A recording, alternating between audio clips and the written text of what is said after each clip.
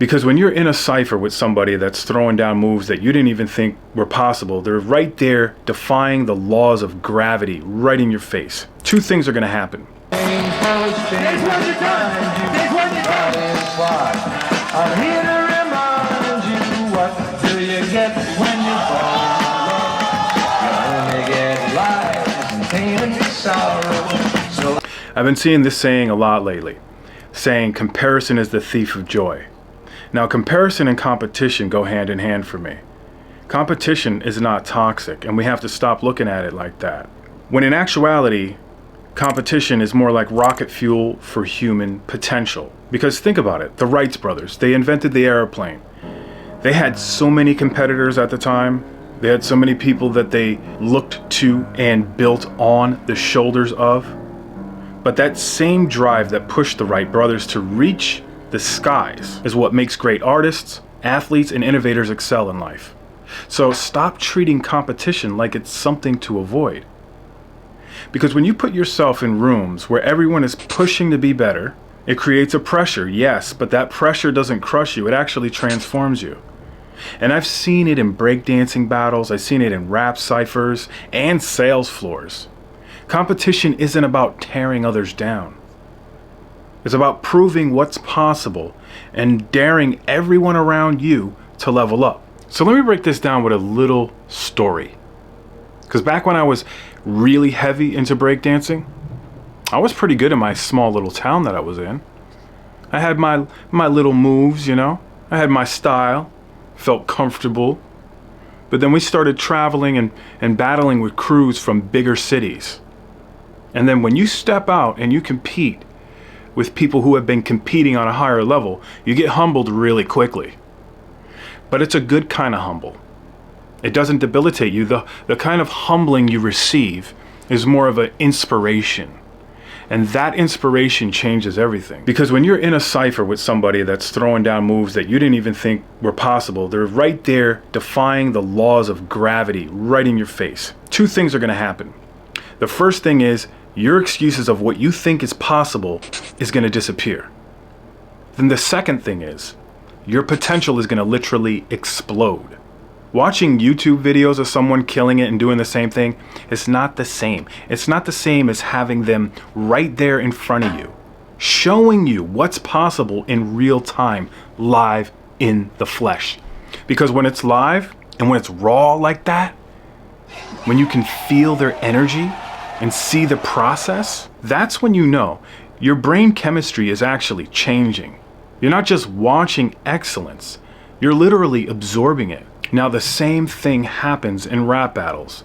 Being in a cipher with MCs who could tear you apart, they know how to paint a picture with their words and they know how to command the room, and they verbally deconstruct you right then and there. Like that type of thing, it doesn't make you want to quit when you love it. No, it makes you want to go back home to the drawing board and write until your pen breaks. When I went to Job Corps, almost everybody was pretty much better than me. I was probably one of the lower ones there. But back then, everybody was rapping. And their skills were ahead of mine. But when I came back from Job Corps, my skills jumped up a bunch of notches than they did for me. I was rapping for probably 2 years before I went there. And there's a stage of progression even after that with people who were I considered better than me as well.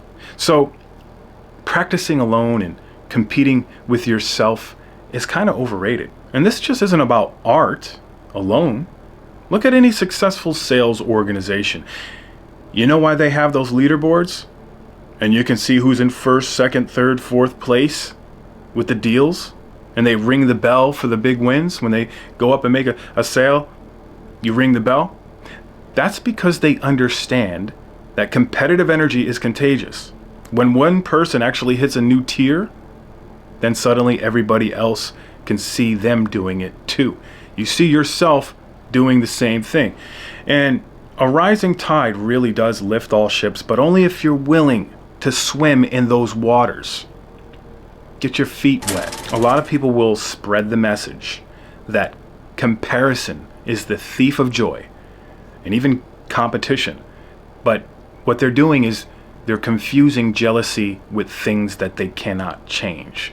There's a lot of context missing, because when you think about someone's envy, if you're being envious over somebody's height, for example, or maybe their inheritance, or maybe they just seem to get lucky, or even their natural talents, that's not competition. That's wishful thinking. That's actually a debilitating state to be in. Real competition, though, is about seeing excellence and letting it inspire action. And the science even backs this up, because when you're in a competitive environment, your brain is going to release chemicals that enhance performance, whether it's testosterone, whether it's all kinds of neurochemicals.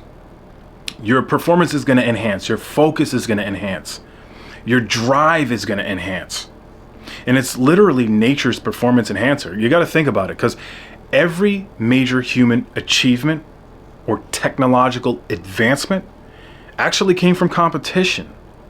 Look at the rivalry between Apple and Microsoft that put computers in every single home. Or the competition between BMW and Mercedes, which gave us safer and better cars. Or what about the rivalry between Edison and Tesla that gave us electricity? Even in nature, competitive pressure is what drives evolution. I mean, there's just so many examples that we can go over here. So here's the truth, the whole truth and nothing but the truth. The only time competition is going to become toxic is when you're competing over things that you have no control over, or you're becoming jealous, or things like that. But when you focus, and you focus that energy, that competitive energy, on the things that you can improve, say your skills, or your knowledge, or your output, that's when it becomes a way to sharpen your sword. Like this knife here, sharpening the knife. It's a tool. You want to level up fast? Find the rooms where you're the worst person in the room and go into that room. Thank your competitors for pushing you. Use that pressure to transform you instead of letting it crush you. Because at the end of the day, real competition, it's not about beating others, right?